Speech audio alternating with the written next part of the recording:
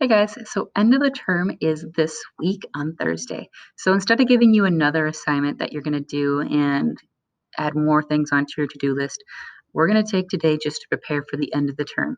Hopefully, you guys appreciate it. Make sure you use this time wisely. Don't be that kid.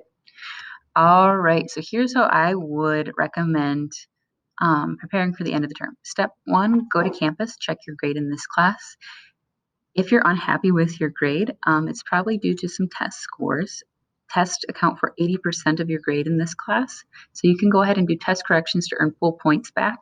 Um, if you are interested in doing those test corrections, make sure you email me and I will be sure to gather everything that you need to give you on your next face-to-face day. If you're a distance learner, I'll just send you everything you need through an email attachment. All right, then you could also check to see if you have any missing work in this class that could boost your grade.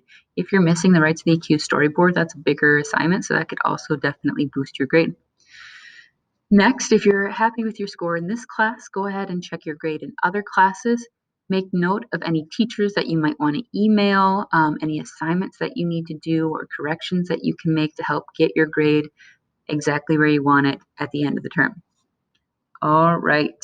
If you are happy with your grade in all your classes, make sure you give yourself a pat on the back. This is your first year of high school and first time doing the hybrid model, so you did a really good job managing all of your responsibilities. Nice work. All right. If you're happy with your grade in all of your classes, I would highly recommend that you study using your learning targets first. Really pay attention to those two short answer questions, number 17 and 19, I believe they are. I'm going to go ahead and share with you the rubric that'll be at the bottom of your short answer portion of the test. That way you know what's expected of you on those responses. And if you do miss any points, you know exactly what part you missed points on and what you can add to get points back. So here's the rubric. The student answered the question fully and accurately. The student included specific names, dates, details, and was clear. All right, we're going to go ahead and pull a question directly from your test. This is one on your learning targets as well. How does media attention affect a political campaign? So we have 3 example responses down here.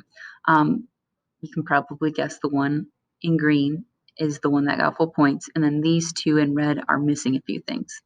We're actually going to go over these 2 right here that are missing a few things, and then it makes it a little bit easier to identify what makes this one so good. All right, so the question is, how does media attention affect a political campaign? So this person down here, very bottom one, said media can both help or hurt a presidential campaign.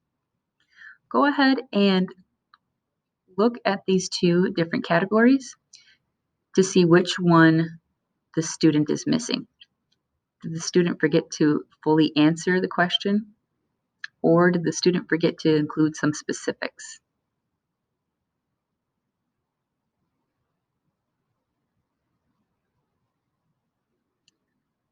All right. So if you were thinking that the student just forgot to include some specific examples, names, dates, details, so on and so forth, you're 100% correct. All right, we're going to do 2 more Dora style where I read them off. I ask you to think about it. I blink quietly while I wait for your response, and then I go ahead and give you the answer, just like Dora. Historians believe that the media cost Nixon the election against Kennedy. So reviewing that question. What category did they miss points on? Did they forget to answer the question fully, or did they forget to include specific names, dates, details, or examples?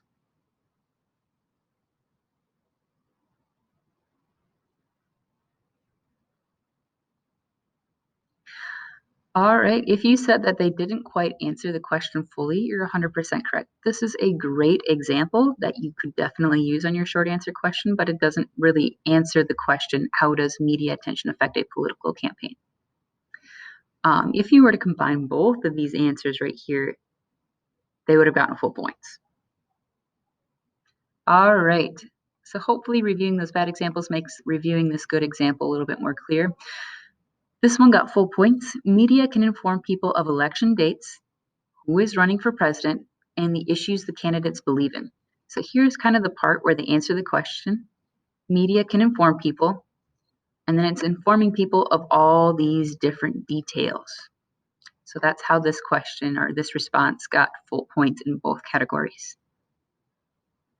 If you have any questions, be sure to ask.